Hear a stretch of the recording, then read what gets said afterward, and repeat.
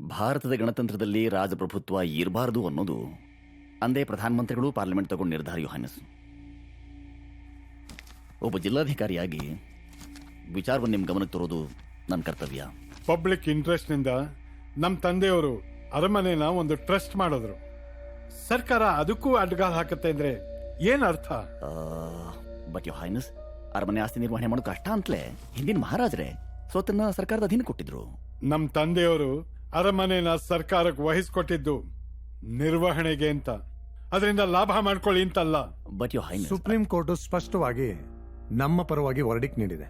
ಅರಮನೆಯ ವಾರಸುದಾರಿಕೆ ರಾಜವಂಶಸ್ಥರಿಗೆ ಸೇರಿದ್ದು ಅಂತ. ಐ ಬೆಗ್ ಯು ಪಾರ್ಡನ್, ಇದ್ರ ಬಗ್ಗೆ ಫೈನಲ್ ಜಡ್ಜ್ಮೆಂಟ್ ಇನ್ನು ಪೆಂಡಿಂಗ್ ಇದೆ. The final verdict hasn't come in yet, Yohanas. ಈ ಸರ್ಕಾರಗಳಿಗೆ ನಾವು ಗೌರವವಾಗಿ ಬಾಳೋದು ಇಷ್ಟ ಇಲ್ಲ ಅಂತ ಕಾಣುತ್ತೆ. ಯೋಹಾನಸ್, ನೀವು ವೃಥಾ ನನ್ನ ಮೇಲೆ ಕೋಪ ಮಾಡ್ಕೋತಿದ್ದೀರಿ. I am just a public servant, representative of a government ಅಷ್ಟೇ. ಅಧಿಕಾರಿಗಳ ಸಲಹೆ ಅಂತ ತಾನೇ ಸರ್ಕಾರ ನಡೆಯೋದು, ತೀರ್ಮಾನ ತಗೊಳ್ಳೋದು. ಆದಷ್ಟು ಬೇಗ ಇದು ಇತ್ಯರ್ಥ ಆದ್ರೆ ಒಳ್ಳೇದು ಅಂತ ಕಾಣುತ್ತೆ. ಯಾವಾಗ್ಲೂ ಇದು ಒಳ್ಳೆ ಮುಳ್ಳಿನ ತರ ಚುಚ್ತಾನೇ ಇರುತ್ತೆ. ಕೋರ್ಟಿನ ವಿಚಾರಗಳು ನಮ್ಮ ಕೈಲಿರೋದಿಲ್ಲ Yohanas. Nothing is in our hands, you see. ನಮ್ಮ ದೇಶದ ಜುಡಿಷಿಯಲ್ ಸಿಸ್ಟಮ್ ಬಗ್ಗೆ ನನಗೆ ಗೌರವ ಇದೆ. ಹಾಗೆ ನಮ್ಮ ಬೇಡಿಕೆನೂ ನ್ಯಾಯವಾದ್ದು ಅನ್ನೋ ನಂಬಿಕೆನೂ ನಮಗಿದೆ. Good day ಯೋಹಾನಸ್.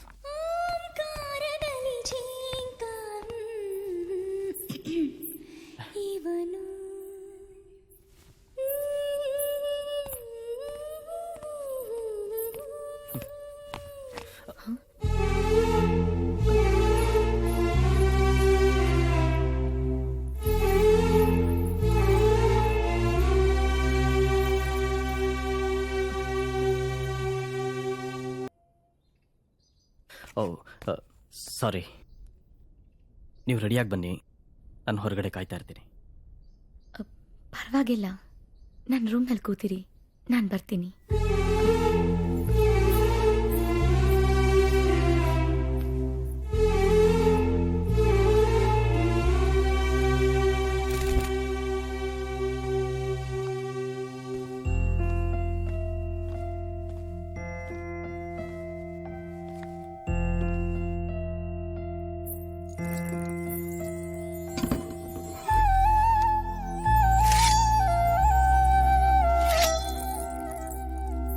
ಏನು ಹುಡುಕ್ತಾ ಇದ್ದೀರಾ?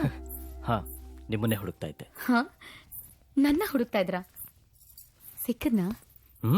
ಸಿಕ್ಕಿದ್ರಿ. ಇಲ್ಲಿರೋ ಎಲ್ಲಾ ವಸ್ತುಗಳಿಗೂ ನೀವೇ ಜೀವ ತುಂಬಿದ್ದೀರಾ. ಇಲ್ಲಿರೋ ಒಂದೊಂದು ವಸ್ತುಗಳಲ್ಲೂ ನೀವೇ ಕಾಣ್ತಾ ಇದ್ದೀರಾ. ಆದ್ರೆ ಇದನ್ನೆಲ್ಲ ಒಟ್ಟಿಗೆ ಸೇರಿಸಿದ್ರು ನಿಮಗ್ ಸರಿಸಮ ಆಗಲ್ಲ.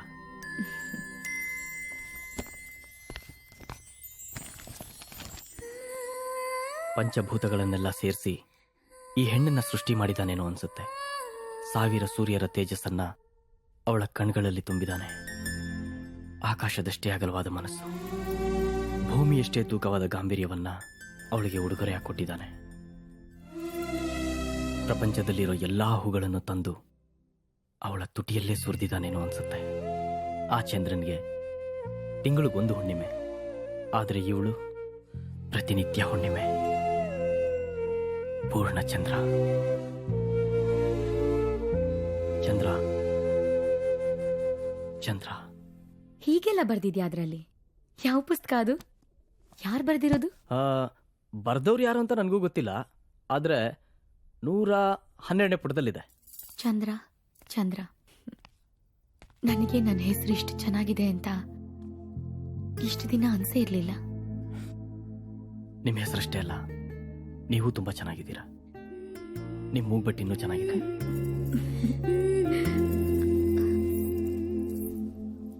ನೀವು ಎಷ್ಟು ಚೆನ್ನಾಗಿ ಹಾಡ್ತೀರೋ ಅದಕ್ಕಿಂತ ಚೆನ್ನಾಗಿ ಮಾತಾಡ್ತೀರಾ.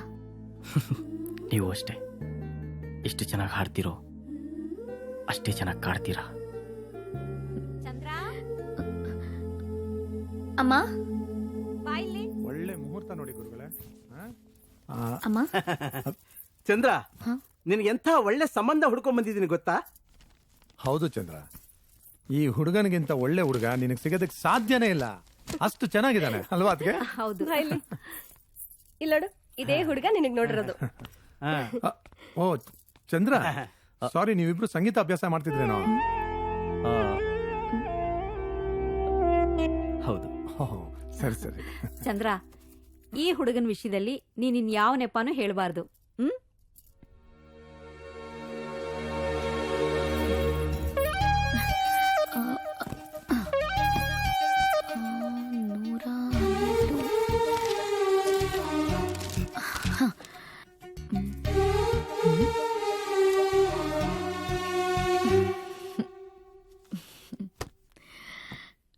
ಈಗಿನ ಕಾಲದಲ್ಲಿ ರಾಜವಂಶದ ಹುಡುಗರು ಸಿಗೋದೇ ಕಷ್ಟ. ನಿಮ್ ಮಗ ಬುದ್ಧಿವಂತ, ಓದಿದಾನೆ. ನನ್ನ ಮಗಳು ಚಂದ್ರನ ಚೆನ್ನಾಗಿ ನೋಡ್ಕೋತಾನೆ ಅನ್ನೋ ನಂಬಿಕೆ ಇದೆ. ಇವ್ರು ನನ್ ದೊಡ್ಡಪ್ಪ, ಇವ್ರು 3 ಜನ ನನ್ನ ಕಸಿನ್ಸು. ಈಗ ಫಾರಿನ್ ಅಲ್ಲಿದ್ದಾರೆ. ಓಕೆ. ನೀವು ನಮ್ ತಾತನ್ ಫೋಟೋ ನೋಡ್ಲೇಬೇಕು, ಬನ್ನಿ. ಸಾರಿ ನಿಮ್ ಟೈಮ್ ವೇಸ್ಟ್ ಮಾಡ್ತಿರೋದಕ್ಕೆ. ಯಾಕೆ?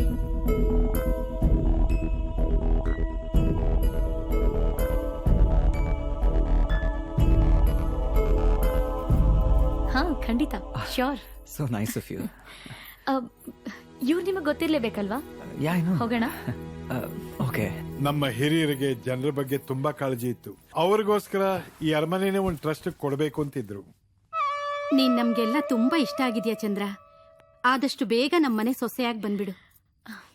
ನಿಮ್ ಸೊಸೆ ಆಗೋ ಹುಡುಗಿ ಬೇರೆಯವ್ರು ಇರುವಾಗ ನಾನ್ ಹೇಗ್ ಬರ್ಲಿ?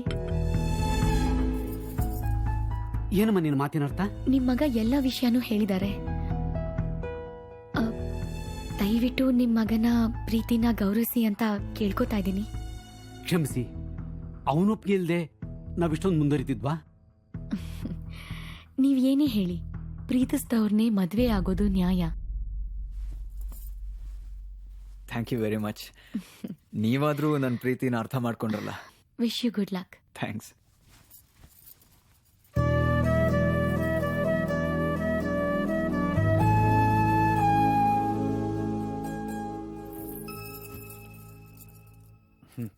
ಬಹಳ ಒಳ್ಳೆ ಹುಡುಗ, ನಮ್ ಚಂದ್ರನಿಗೆ ತಕ್ಕನಾದ ವರ. ಇನ್ನೇನು ಮದುವೆ ಆಗೇ ಹೋಗುತ್ತೆ ಅಂತ ಸಂತೋಷ ಪಡ್ತಾ ಇದ್ದೆ. ಋಣ ಇರ್ಬೇಕಲ್ಲ. ನಿಮಗ್ ಋಣ ಇರ್ಲಿಲ್ಲ ಅಂತ ಯಾಕೆ ಅನ್ಕೋತೀರಪ್ಪ?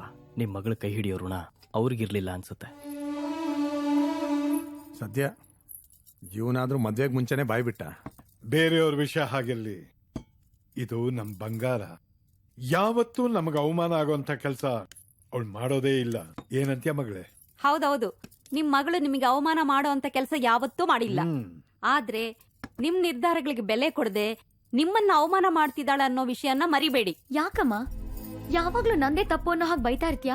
ಇವತ್ತು ಬಂದಿದ್ರಲ್ಲ, ಅವ್ರಿಗೆ ನೀನ್ ಉಪದೇಶ ಕೊಡೋ ಅಂತ ಅವಶ್ಯಕತೆ ಏನಾದ್ರೂ ಏನಿತ್ತು? ಹೇಳಕ್ಕೆ ಕೇಳಕ್ಕೆ ದೊಡ್ಡವರು ಅಂತ ನಾವೆಲ್ಲ ಇದ್ವಿ. ನ್ಯಾಯ ಹೇಳ್ತಾಳಂತೆ, ನ್ಯಾಯ. ಮಕ್ಕಳು ಮಾಡೋ ತಪ್ಪಿಗೆ ಅಪ್ಪ ಅಮ್ಮಂದರಿಗೆ ಅವಮಾನ. ಇದರಲ್ಲಿ ಚಂದ್ರಂದೇನ್ ತಪ್ಪು? ಅವ್ರ ಮಗನ ಪ್ರೀತಿಗೆ ಬೆಲೆ ಕೊಟ್ಲು ಅಷ್ಟೇ. ಅದನ್ನ ಅವ್ರ ಅವಮಾನ ಅನ್ಕೊಂಡ್ರೆ ಅದು ಅವ್ರ ತಪ್ಪು. ಅದು ಹಾಗಲ್ಲಪ್ಪ ಚಂದ್ರ. ಇವಳು ಮಾಡಿದ್ದು ಅಧಿಕ ಪ್ರಸಂಗತನ ತಾನೆ. ನಂದೇ ತಪ್ಪು ಬಿಡಿ. ನನ್ನಿಂದಾನೇ ನಿಮ್ಗೆಲ್ರಿಗೂ ಅವಮಾನ ಆಗ್ತಾ ಇದೆ ಅಲ್ವಾ? ಇನ್ಮೇಲೆ ಆಗಲ್ಲ. ಅಪ್ಪ, ನೀವ್ ಯಾವ್ದೇ ಹುಡುಗನ್ ತೋರಿಸಿ, ಅವನು ಹೇಗೆ ಇರ್ಲಿ, ಎಂಥವನೇ ಆಗಿರ್ಲಿ, ಮದ್ವೆ ಮಾಡ್ಕೋತೀನಿ. ಚಂದ್ರ, ಊಟ ಮಾಡ್ಬಮ್ಮ. ಲಲಿತಾ, ಯಾಕೆ ಮಗು ಮನಸ್ಸು ನೋಯಿಸ್ತೀಯ? ಮಗಳ ಮನಸ್ಸು ನೋಯಿಸ್ದೆ ಅಂತ ಕೊರಗಬೇಡಿ. ನೀವು ಊಟ ಮಾಡಿ.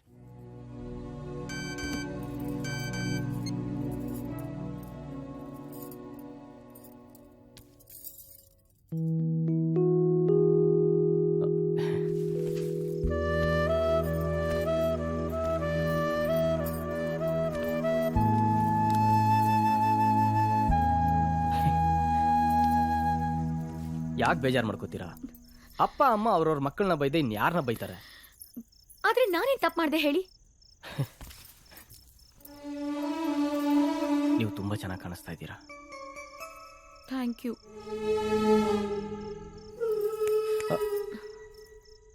ಯಾಕೆ ನನ್ನೇ ನೋಡ್ತಾ ಇದ್ದೀರಾ? ನಿಮ್ಮನ್ನ ಕಣ್ ತುಂಬಿಸ್ಕೊಳ್ತಾ ಇದ್ದೀನಿ.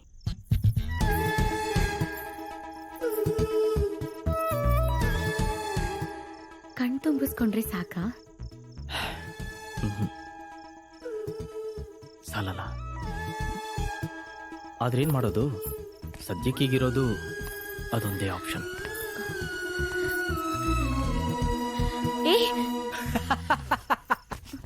ಹೆದರ್ಕೊಂಬಿಟ್ರಾ ರೀ? ಈಗೇನಾದ್ರೂ ಹಗಲಾಗಿದ್ದಿದ್ರೆ ನಾನ್ ನಿಮ್ ಬಗ್ಗೆ ಒಂದು ಹಾಡೇ ಹಾಡ್ತಾ ಇದ್ದೆ. ಹಗಲಲ್ಲೂ ಚಂದ್ರನ ಕಾಣೋ ಭಾಗ್ಯ ನನ್ನದಾಗಿದೆ. ಇದೇ ರೀ, ಇದೇ ನನಗ್ ಬೇಕಾಗಿದೆ. ನೀವ್ ಯಾವಾಗ್ಲೂ ಹೀಗೆ ನಂಗೆ ನಗ್ತಾ ಇರಬೇಕು.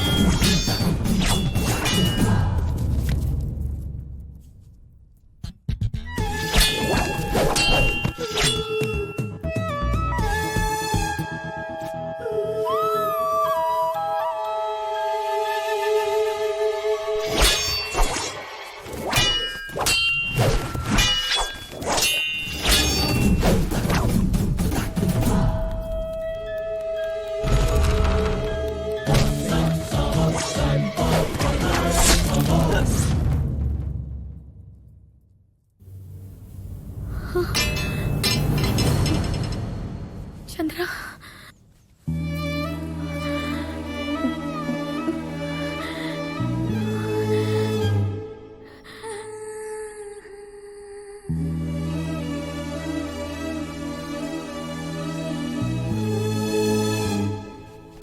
ಚಂದ್ರ, ಯಾರಲ್ಲಿ? ಬಾ ಚಂದ್ರ.